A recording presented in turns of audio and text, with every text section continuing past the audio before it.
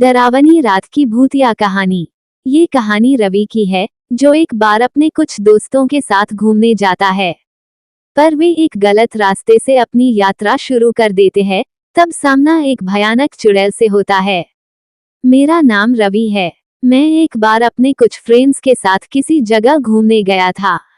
हम कुल 4 मित्र घूमने गए थे। दिन भर हमने खूब मस्ती की और हमें वापस घर लौटते वक्त काफी रात हो गई थी। मुझे रात की यात्रा शुरू से ही पसंद नहीं थी, क्योंकि रात को मुझे थोड़ा डर भी लगता था। एक तो मेरा घर मेरे दोस्तों के घर से काफी दूर था, ऊपर से वह समय बारिश का भी था, तो रास्ता भी ठीक से नहीं दिख रहा था। पर हम सब कार से घर आ रहे थे, तो इतनी चिंता की बात नहीं थी। थोड़ी देर बाद हम एक सुनसान रास्ते पर आ गए थे। अब वहां गाड़ी मात्र भी नहीं थी। यह एक शॉर्टकट है, गाड़ी चलाते हुए मेरे दोस्त ने कहा। मैंने कहा, देख, रात का समय पर हमें ऐसे सुनसान रास्तों से नहीं जाना चाहिए। वो बोला, साले तुझे बड़ा डर लगता है, फट्टू कई के। सब हंसने लगे, पर मैं चुप था। सभी हंस ही रहे थे कि तभी सामने एक औरत रोड पर खड़ी दिखी। मेरे दोस्त ने गाड़ी रोकी। हम सब देखने लगे कि इतनी रात को यह औरत इस रास्ते पर क्या कर रही है। मेरे दोस्त ने कहा कि चलो, शायद इसे हमारी मदद की जरूरत हो। मैंने कहा कि तुम लोगों का दिमाग तो ठीक है, जरा सोचो, इतनी रात को कोई औरत इस सुनसान रोड पर क्या कर रही होगी। मुझे तो कुछ गड़बड़ लगती है।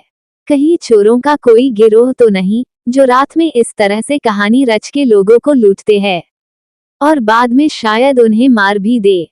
अरे चलो, चल के पूछते हैं, आखिर शायद कोई आसपास के गांव की होगी। मुझे उन छुतियों पर इतना गुस्सा आया कि सबको मैं खुद ही मार दूं। खुद तो मरेंगे साले, मुझे भी मरवा देंगे। मेरे दोस्त ने उस औरत के पास गाड़ी रोककर पूछा कि कुछ मदद चाहिए क्या माँ जी। उस समय उस औरत का चेहरा दूसरी ओर था, पर जैसे ही वो मुड़ी, मेरे दोस्त ने गाड़ी जोर से आगे भगा दी। हमने उससे पूछा कि क्या हो गया, गाड़ी इतनी तेज क्यों भगाया। वो बोला, अरे तुमने उसका चेहरा नहीं देखा, उस चेहरे से भयानक तो कोई चीज ही नहीं हो सकती। थोड़ा आगे जाने पर रास्ता बंद था, उस जगह भूस्खलन हुआ था। हम बस टकराते टकराते बचे। मैंने उससे कहा कि देख क्या रहा है, जल्दी गाड़ी मोड़ और चल मेन रोड पर। वो बोला, अरे पर वहां तो वो औरत है ना। वो औरत को छोड़ गाड़ी भगा, और कोई भी आए तो गाड़ी मत रोकना। उसने गाड़ी वापस मेन रोड की तरफ बढ़ा दी। हम उसी रास्ते पर आने वाले थे, पर वहां वो औरत नहीं थी। हम थोड़ी आगे गए ही थे कि हमारी गाड़ी के ऊपर कोई चीज तेजी से गिरी। वो चीज एक लकड़ी का बड़ा सा लट्ठा था।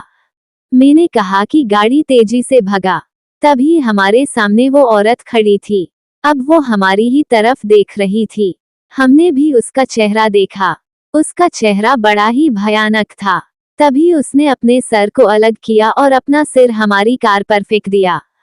मैंने अपने दोस्त से कहा कि गाड़ी भगा। हमने पीछे देखा कि वो सिर कटी औरत हमारा बहुत तेजी से पीछा कर रही थी।